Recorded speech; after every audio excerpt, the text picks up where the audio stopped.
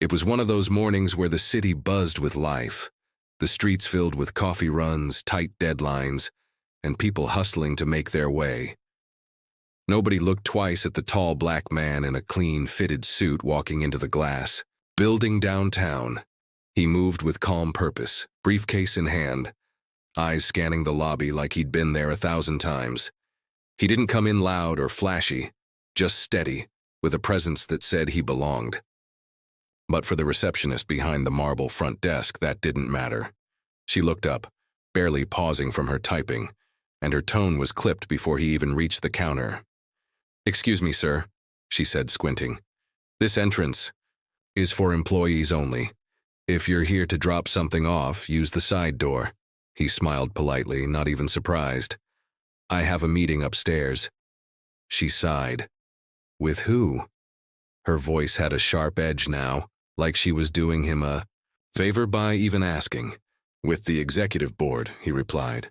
She blinked, confused, then gave a short, forced laugh. "Right, look, I don't have time for games.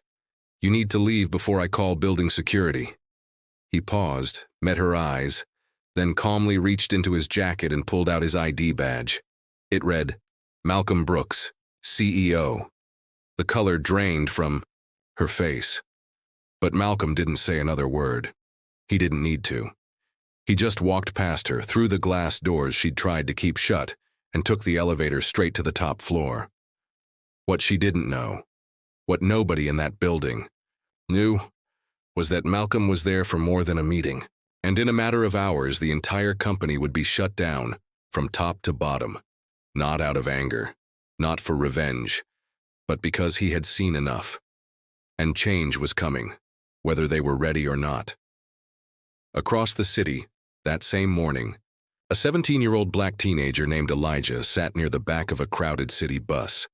His backpack rested on his lap, his headphones played a lo-fi beat, and he stared out the window like most kids his age, just trying to stay out of the way. Elijah wasn't looking to be a hero. He wasn't thinking about anything deeper than getting to school on time. But when a pregnant white woman stepped onto the bus, holding her belly with one hand and her purse with the other, swaying slightly as the bus pulled off, he didn't hesitate. He tapped her gently and stood up. "You can have my seat, ma'am," she looked startled at first, then smiled. "Thank you, sweetheart." She eased into the seat slowly, catching her breath. Elijah nodded, went back to standing near the back and didn't think much of it. Just manners. Just how he was raised. But before she got off the bus 2 stops later, she turned to him, pressed a folded note into his hand, and whispered, "Read this when you're alone." Then she disappeared into the crowd. Elijah opened the note behind his locker between second and third period. The handwriting was small, almost rushed. The message was short. "You don't know me, but your kindness saved more than just my morning. There's something you need to know about your father. Call this number." A phone number was scribbled below. His stomach dropped. His father. The man who disappeared when he was just a baby. The man no one in his family ever talked about. He stared at the note, heart racing.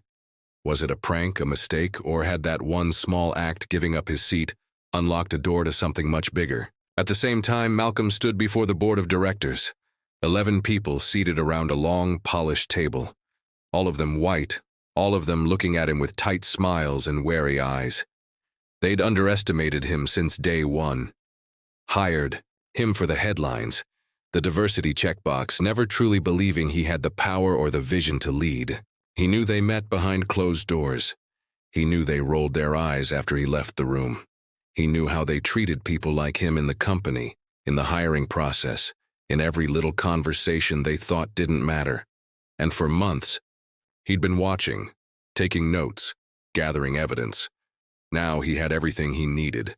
And as he dropped a thick folder onto the table, silence fell. "Effective today," he said calmly. "We're shutting down all operations pending investigation."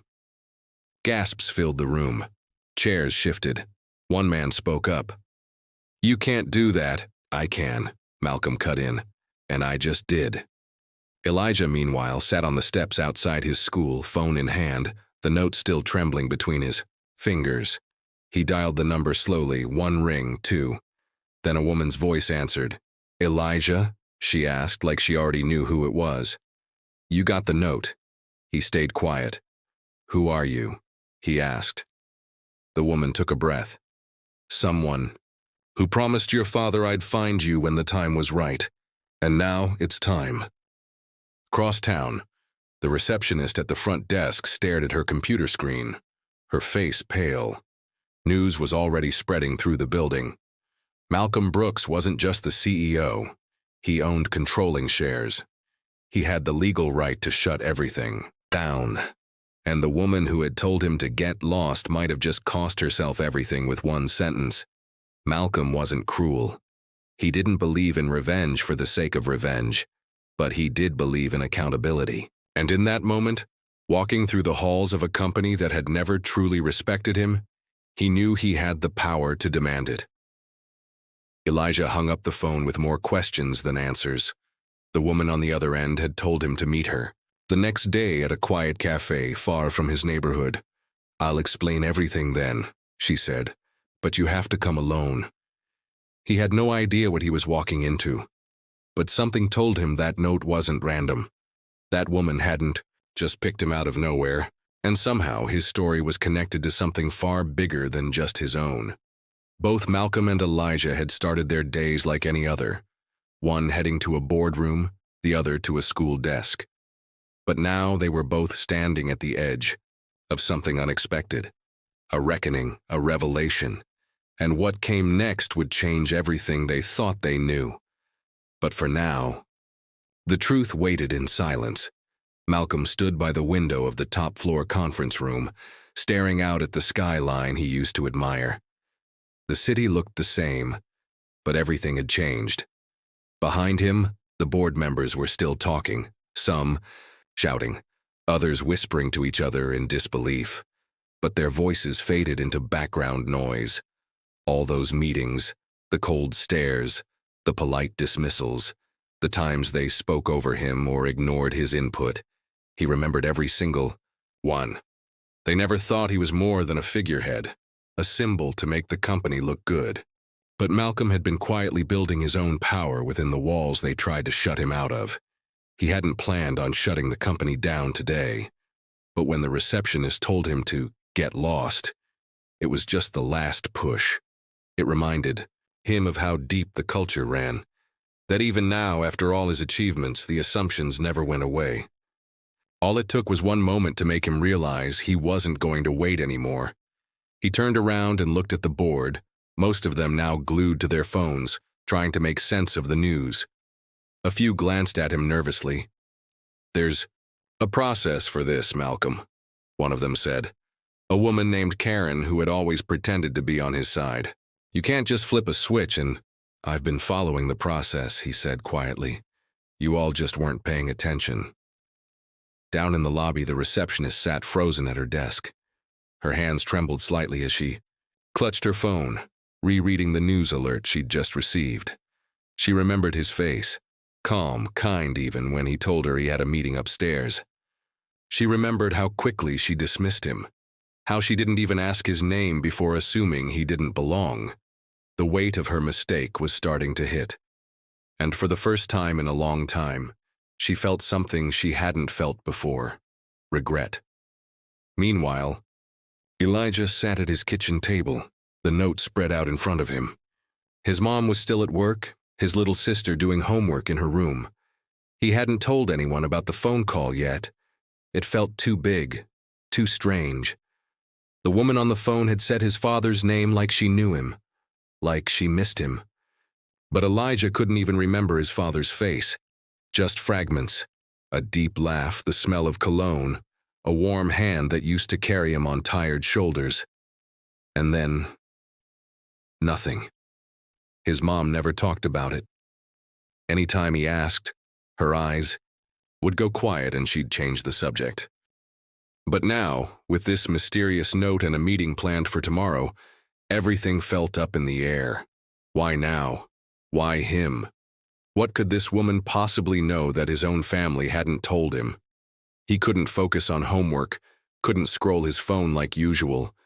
He just sat there, staring at the number again and again, wondering if he'd made the right choice calling it. Back at the company headquarters, Malcolm walked the halls with purpose. He didn't say much, just made his way to the lower levels, to departments that rarely saw executives. The mailroom, maintenance, customer service, the people who kept the place running but never got credit. They looked up in surprise as he passed through, some recognizing him, others doing a double take. He stopped to talk to a janitor named Luis, someone he'd shared coffee with once in the break room when no one else bothered. "You doing all right?" Malcolm asked. Luis nodded slowly. "Didn't expect to see you down here." "I didn't expect to be here like this either," Malcolm said with a quiet smile. "But maybe it's time for a reset." Luis glanced around nervously. "They're saying the company's shutting down, is that true?" Malcolm didn't answer directly. "Things have been broken for a long time. I just finally had the power to do something about it." Luis didn't press further, but there was a shift in his expression. Not fear, respect. Someone at the top was finally looking out for the bottom. Elijah barely slept that night. He kept replaying the voice on the phone, the message in the note, the woman's soft but serious tone. She hadn't sounded threatening or suspicious, just sincere, like someone with a secret she'd been holding for a long time. By morning, his nerves were buzzing. He told his mom he was staying late at school for tutoring. He didn't like lying to her, but he needed answers first. Needed to understand before dragging her into it. The cafe was quiet when he arrived, tucked away on a side street downtown. It was the kind of place people came to study or hide out from the world. He walked in slowly, scanning the tables. That's when he saw her. A woman in her early 40s, neat jacket, short curls, sipping a tea she hadn't touched in a while. She looked up and smiled when she saw him. "Elijah," she said softly. "I'm glad you came." He sat down cautiously. "How do you know me?" She opened her purse and slid a photo across the table. It was old, a little faded. A younger version of herself standing next to a man holding a baby. Elijah leaned in closer. "The baby was him. That's your father," she said. "And I'm his sister." Elijah's eyes widened. "My aunt?" She nodded. He didn't want to leave, it wasn't his choice. But there were things going on. Dangerous things. He made some enemies, and the only way to protect you and your mom was to disappear. He couldn't believe what he was hearing. "Why didn't anyone tell me?" She sighed. "Because they didn't think it was safe. And then your mom moved on. She wanted a fresh start. I respected that. But lately, things have been changing.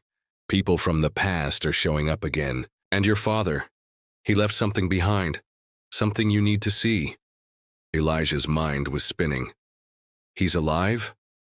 "I can't say more right now," she said, reaching into her bag again. "But this is a start." She handed him another envelope, thicker this time. He opened it slowly, finding documents, a letter, and a small flash drive. "Take it home," she said. "Read it when you're alone. Then call me." Malcolm sat in his office that evening, the lights dim, the city glowing outside. He had a decision to make. The shutdown was only the beginning. The real work, rebuilding from the inside or letting it all burn, was just starting. He opened his laptop, looked through the reports he'd spent months collecting. Discrimination in hiring, pay gaps, biased evaluations, all backed by data. He could take this to the media, or he could start something new. A company that looked like the real world, that gave voices to people like Luis, like him. But he knew one thing for sure. The old way was done. Elijah walked home slowly, envelope pressed to his chest like it might blow away if he let go. His thoughts were a storm. About his father, his mom, the secrets, the truth, and the quiet feeling growing in his chest that maybe, just maybe, his life was about to change in ways he never expected.